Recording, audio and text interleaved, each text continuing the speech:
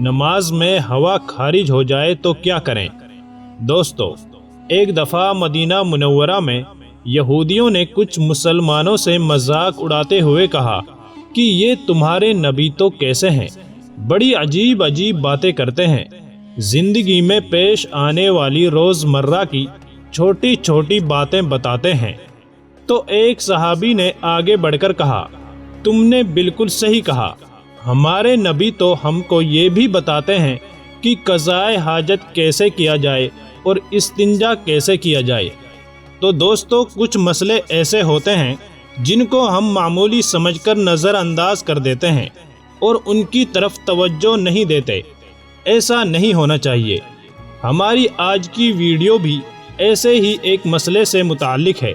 بہرحال اصل موضوع کی طرف آتے ہیں۔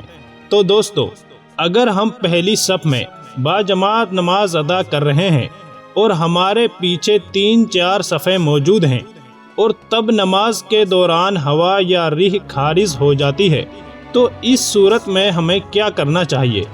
کیا ہم نماز جاری رکھ سکتے ہیں؟ کیا وضو برقرار رہتا ہے؟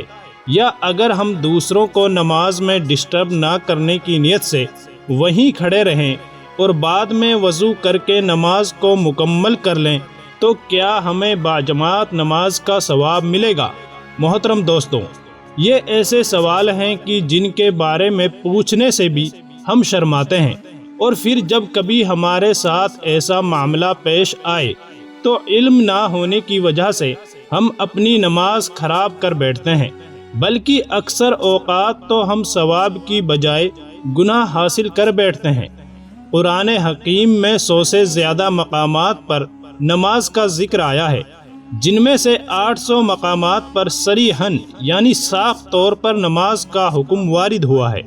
جب اذان ہوتی ہے تو ہم اپنا کام کاج چھوڑ کر مسجد کی طرف رجوع کرتے ہیں تاکہ ہم نماز ادا کر کے اپنے گناہوں کی بخشش خداوند کریم سے کروا سکیں۔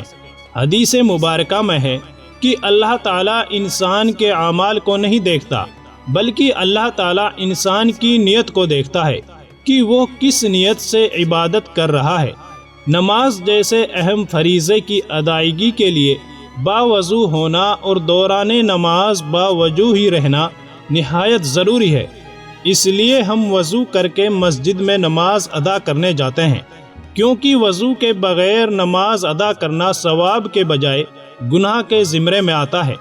اس لیے ہم جب مسجد میں داخل ہوتے ہیں تو باوضو ہوتے ہیں۔ نماز کے لیے ضروری ہے کہ ہم جس جگہ میں نماز ادا کر رہے ہوں تو اس جگہ کا پاک و صاف ہونا ضروری ہے۔ وہاں روشنی ہونی چاہیے۔ اندھیرے میں نماز ادا کرنا جائز نہیں۔ ہمارا جسم اور کپڑوں کا پاک ہونا بھی ضروری ہے۔ نماز کو ادا کرتے ہوئے بھی ہمارا وضو برقرار رہنا ضروری ہے۔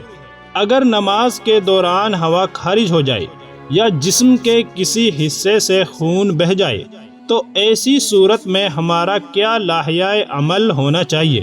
آئیے کچھ واقعات اور احادیث مبارکہ سے معلوم کرتے ہیں۔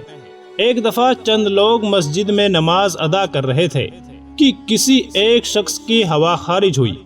جب ہوا خارج ہوئی تو اس کی بدبو سارے کمرے میں پھیل گئی۔ جو لوگ نماز ادا کر رہے تھے سب کو معلوم پڑ گیا کہ ہم میں سے کسی نہ کسی بندے کا وضو ٹوٹ چکا ہے، مگر ان چند بندوں میں سے کسی نے یہ محسوس نہ ہونے دیا کہ کس کا وضو ٹوٹا ہے۔ اس نے شرم کے مارے نماز نہ توڑی بلکہ نماز کو جاری رکھا۔ اس کا پردہ رکھنے کے لیے چاہیے تھا کہ وہاں جو 2-4 لوگ نماز ادا کر رہے تھے وہ سارے وضو کر کے دوبارہ نماز ادا کرتے تاکہ اس بندے کو شرمندگی نہ ہوتی اور نماز کو پھر سے ادا کیا جاتا، پر نمازیوں نے ایسا نہ کیا۔ ہمارے دین اسلام میں بھی حکم ہے کہ کسی کے پردے کو ظاہر نہ کیا جائے جس سے اس کی دل آزاری ہو، لیکن یہاں سوال دل آزاری کا نہیں ہے۔ جیسا کہ حضرت علی بن طلق رضی اللہ تعالیٰ عنہ سے روایت ہے کہ حضور نبی کریم صلی اللہ علیہ وسلم نے فرمایا، جب تم میں سے کسی کی نماز کے اندر ہوا خارج ہو جائے تو چھوڑ کر چلا جائے اور وضو کر کے دوبارہ نماز پڑھے۔ اس حدیث مبارکہ سے معلوم ہوا کہ نماز میں وضو ٹوٹ جانے کی صورت میں اپنی جگہ پر کھڑے رہنے کی اجازت نہیں ہے، بلکہ وضو کر کے دوبارہ نماز میں شامل ہونے کی ترغیب دی گئی ہے۔ ایک اور روایت میں ہے کہ حضرت عائشہ صدیقہ رضی اللہ تعالی عنہا کا بیان ہے کہ حضور نبی کریم صلی اللہ علیہ وسلم نے ارشاد فرمایا، جسے نماز میں قے، نقصیر یا مزی آ جائے وہ لوٹ کر وضو کرے اور جہاں نماز کو چھوڑا تھا وہیں سے شروع کر دے، لیکن اس درمیان میں کلام یعنی بات چیت نہ کرے۔ اور حضرت عائشہ رضی اللہ تعالی عنہا سے ایک حدیث مبارکہ میں دوران نماز وضو ٹوٹ جانے کی صورت میں بھی صفوں سے نکل کر جانے کے بارے میں بتایا گیا ہے۔ نبی کریم صلی اللہ علیہ وسلم نے ارشاد فرمایا، اگر کوئی نماز میں بے وضو ہو جائے تو وہ ناک پکڑ کر علیحدہ ہو جائے۔ حدیث سے واضح ہے کہ اگر کوئی مسلمان بھائی با جماعت نماز ادا کر رہا ہے تو اس کی ہوا خارج ہو جائے، چاہے وہ پہلی صف میں کھڑا ہو یا دوسری صف میں، اس کو چاہیے کہ نمازیوں سے الگ ہو جائے تاکہ اس کی بدبو سے دوسرے نمازی تنگ نہ ہوں۔ وہ دوبارہ وضو کر کے جماعت میں شامل ہو جائے، اور اگر کوئی رکعت رہ جائے تو اسے بعد میں مکمل کر لے۔ بعض اوقات نمازی کو وہم سا ہونے لگتا ہے کہ اس کی ہوا خارج ہوئی ہے، حالانکہ کچھ بھی خارج نہیں ہوتا۔ یہ شیطانی وسوسہ ہوتا ہے جو انسان کی نماز خراب کرنے اور اس میں عدم خشوع پیدا کرتا ہے۔ اس لیے نمازی کو اس وقت تک نماز نہیں توڑنی چاہیے جب تک کہ اسے ہوا خارج ہونے کا یقین نہ ہو جائے۔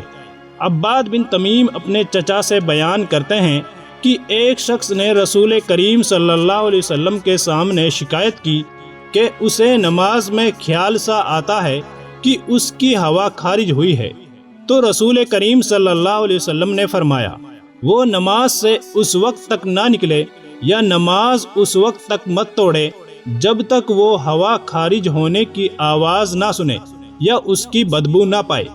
حدیث سے یہ مراد نہیں کہ حکم آواز سننے کا یا پھر بدبو آنے پر ہی معلق ہے، بلکہ مراد یہ ہے کہ ہوا خارج ہونے کا یقین ہو جائے، چاہے اسے آواز نہ بھی آئے اور بدبو نہ بھی سونگے۔ دین اسلام میں یہ حکم کسی جگہ بھی موجود نہیں ہے کہ اگر نماز کے دوران آپ کی ہوا خارج ہو جائے تو آپ اپنی نماز کو جاری رکھیں۔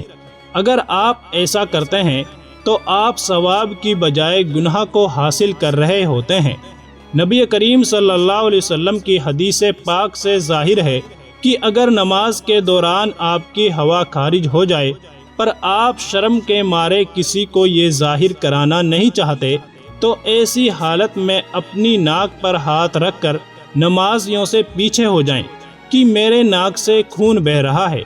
دوسرے سبھی لوگ یہ سمجھیں گے کہ اس کی ناک سے خون بہنے سے اس کا وضو ٹوٹا ہے، اس لیے یہ دوبارہ وضو کر کے دوبارہ نماز ادا کرے گا۔ اس سے اس بندے کی عزت بھی رہ جائے گی اور نماز بھی ادا ہو جائے گی۔